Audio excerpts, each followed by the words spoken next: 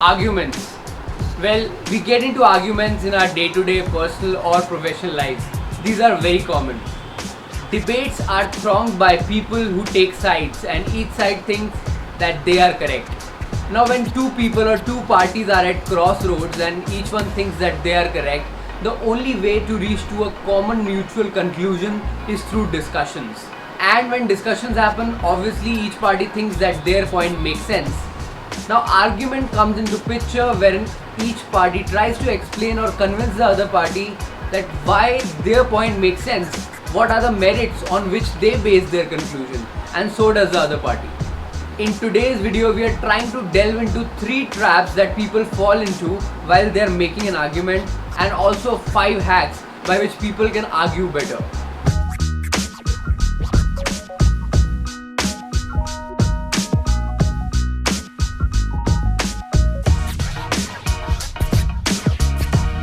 Number 1, all about the pitch.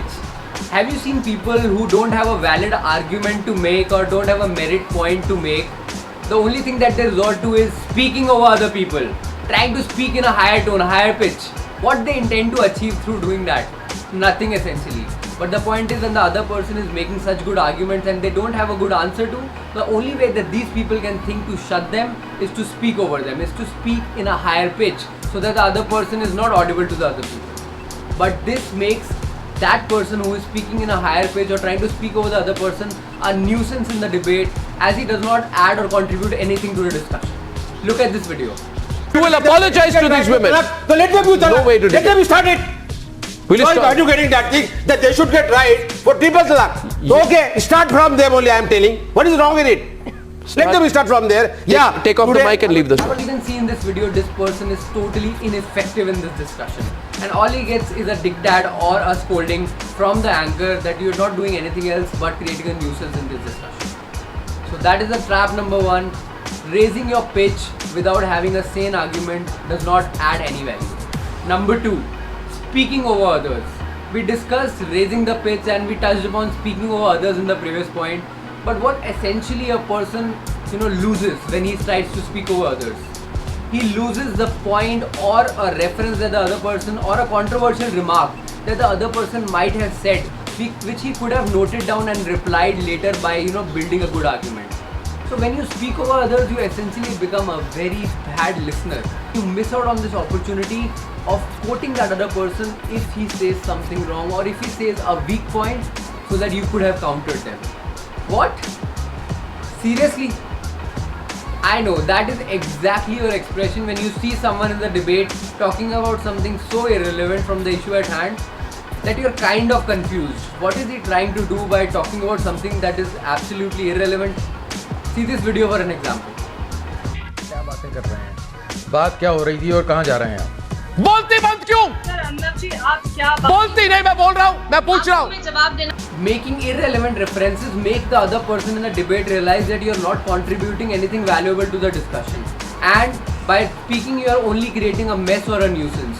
By speaking, you're not able to take the discussion to a direction. There is no action point at the end. You should avoid making irrelevant references because they don't contribute anything to the discussion. At the same time, you kind of lose your credibility and trust with other people that they know that he will try to sway the discussion away from the topic. Number 1 of the 5 hacks. Number 1, quote and kill. In trap 2, we discuss how speaking over others makes you a bad listener and essentially makes you lose this opportunity to jot down what they said and kind of reply to it if you have a good argument to it. Quote and kill is essentially that.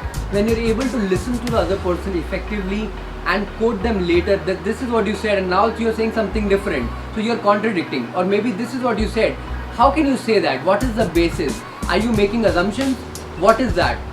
This makes everyone in the discussion understand that what you are doing is a genuine discussion. It is not that you're just trying to push your point. You're also listening to what other people are saying and then reply accordingly. You're totally present there. Number 2, understand the end goal. People who are good at arguing always know what they intend to achieve out of this conversation and they never lose sight of it. For example, Amitabh Bachchan ji in this movie is trying to extort the details from Taapsee Pannu, who is not willing to give those details to him. but he persists and always brings the discussion back to give me the details, and tries everything or every method that he could to make Taapsee share all the details with him. And at the end, that's what happened. Taapsee shares all the details with Amitabh Bachchan and he's able to achieve his objective and he leaves. You are spending your time, effort and money while being there as being part of that discussion.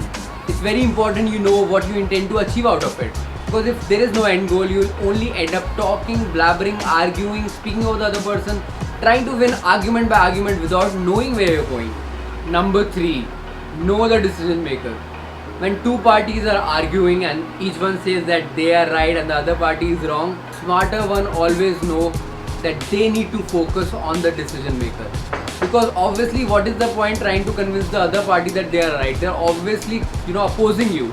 My focus, whole and soul, should be trying to make that person who is making the decision understand that what I am trying to say makes sense. See this scene from the movie Pink.